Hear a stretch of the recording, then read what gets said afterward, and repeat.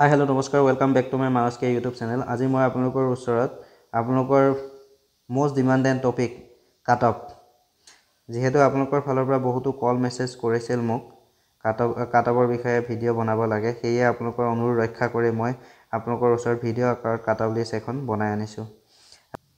আজি ফাৰ্ষ্ট আলোচনা কৰিব ওলাইছোঁ কনষ্টেবল অফ পুলিচ কমিউনিকেশ্যন অৰ্থাৎ APR 2023 চনৰ যোনটো এডভাৰটাইজ ওলাইছিল সেইটোৰ বিষয়ে।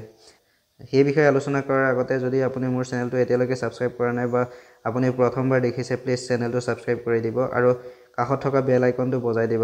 এনেধৰণৰ ইনফৰ্মেটিভ ভিডিঅ'সমূহ আপোনাৰ তাত অতি সোনকালে গৈ পায়।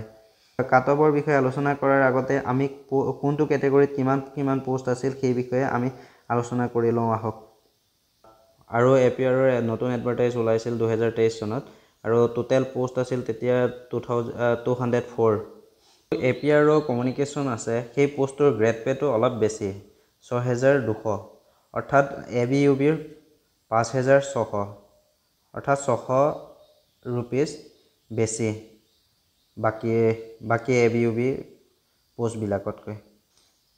আৰু কেটেগৰী ৱাইজ যদি চাব যাওঁ তেতিয়া আপোনাৰ আনৰিজাৰ্ভ কেটেগৰীত আছিল 47টা, OBC MOBCৰ 98টা পোষ্ট আৰু SCৰ কাৰণে 25 আৰু STPৰ কাৰণে 31 আৰু ST হিলছৰ কাৰণে 3টা। টোটেল মিলাই 204টা পোষ্ট আছে। ইয়াত এডিশ্যনেল আৰু এটা এড কৰিছে 30% ওমেনৰ কাৰণে ৰিজাৰ্ভ থাকিবই এইডছ কেটেগৰীত, মানে আপোনাৰ আনৰিজাৰ্ভতো 30% থাকিব, OBC MOBCতো থাকিব, SC STP ST হিলছ সকলোতে 30%কৈ ৰিজাৰ্ভ থাকিব ছোৱালীৰ বাবে। কিন্তু ইয়াত এডিশ্যনেল যোনটো 2022ত এডভাৰটাইজ ওলাইছিল তাত আপোনাৰ 3% ৰিজাৰ্ভেশ্যন নাছিল টি ট্ৰাইবছৰ কাৰণে। এতিয়া যোনটো 2023ত এডভাৰটাইজ ওলাইছে সেইটোত টি ট্ৰাইবছৰ কাৰণে 3% ৰিজাৰ্ভ থাকিব। সেইটো বাকীবোৰৰ পৰা 3% নহয়, অনলি ফৰ OBC MOBCৰ পৰাহে 3% টি ট্ৰাইবছৰ কাৰণে ৰিজাৰ্ভ থাকিব। আমি যিহেতু জানো 2022 আৰু 23 দুবাৰকৈ এডভাৰটাইজ ওলাইছিল APRৰ। 2022ত আপোনাৰ টি ট্ৰাইবছৰ কাৰণে কোনো ধৰণৰ ৰিজাৰ্ভেশ্যন নাছিল, কিন্তু 2023ত টি ট্ৰাইবছৰ কাৰণে 3% ৰিজাৰ্ভেশ্যন আছে, অৰ্থাৎ সেই 3% OBC MOBCৰ ফালৰ পৰাহে ৰিজাৰ্ভ থাকিব, বাকী কেটেগৰীবিলাকৰ পৰা ৰিজাৰ্ভ নাথাকে। আৰু প্ৰতিটো কেটেগৰীৰ 30%কৈ ওমেনৰ কাৰণে ৰিজাৰ্ভ থাকিব। আমি যোনটো এক্সপেক্টেড কাট অফ বনাব গৈ আছোঁ সেইটো আমি 2025ৰ যোনটো CWT SLPRBৰ ফালৰ পৰা মুকলি কৰিছিল সেইটোক বেছ কৰিয়ে আমি এক্সপেক্টেড কাট অফ কিমান যাব পাৰে সেইটো বনাব চেষ্টা কৰিছোঁ।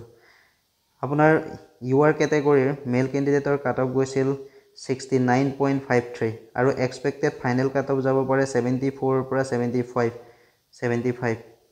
আৰু ফিমেল কেটেগৰীৰ কাট অফ গৈছিল 62.92 আৰু এক্সপেক্টেড কাট অফ যাব পাৰে 67ৰ পৰা 68 আৰু SC কেটেগৰীৰ মেল কেণ্ডিডেটৰ কাট অফ গৈছিল 63.09 আৰু এক্সপেক্টেড কাট অফ যাব পাৰে 68ৰ পৰা 69 আৰু ফিমেল কেণ্ডিডেটৰ কাট অফ গৈছিল 43.83 আৰু এক্সপেক্টেড কাট অফ যাব পাৰে 48ৰ পৰা 49।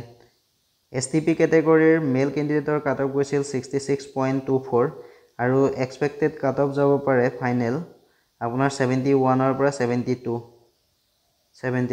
আৰু ফিমেল কেটেগৰীৰ কাট অফ গৈছিল 59ৰ পৰা 70 আৰু এক্সপেক্টেড কাট অফ যাব পাৰে 64ৰ পৰা 65।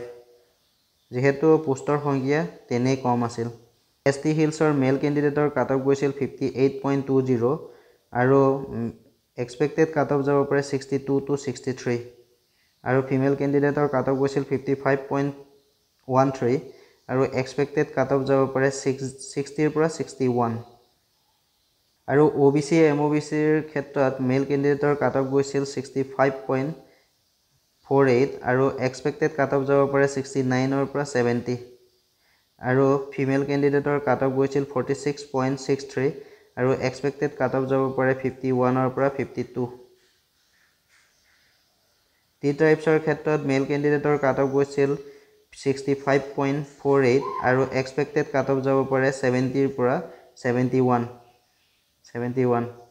আৰু ফিমেল কেণ্ডিডেটৰ কাট অফ গৈছিল 46.48 63 আৰু এক্সপেক্টেড কাট অফ যাব পাৰে 50 ৰ পৰা 51 যদি আপুনি মোৰ চেনেলটো এতিয়ালৈকে সাবস্ক্ৰাইব কৰা নাই প্লিজ সাবস্ক্ৰাইব কৰি দিব আৰু কাষত থকা বেল আইকনটো বজাই দিব যাতে এনে ধৰণৰ ইনফৰমেটিভ ভিডিঅ'সমূহ আপোনালোকৰ তাত অতি সোনকালে গৈ পায় আৰু যদি ভিডিঅ'টো ভাল লাগিছে লগৰ বন্ধু বান্ধৱীসকলক শ্বেয়াৰ কৰি দিব ধন্যবাদ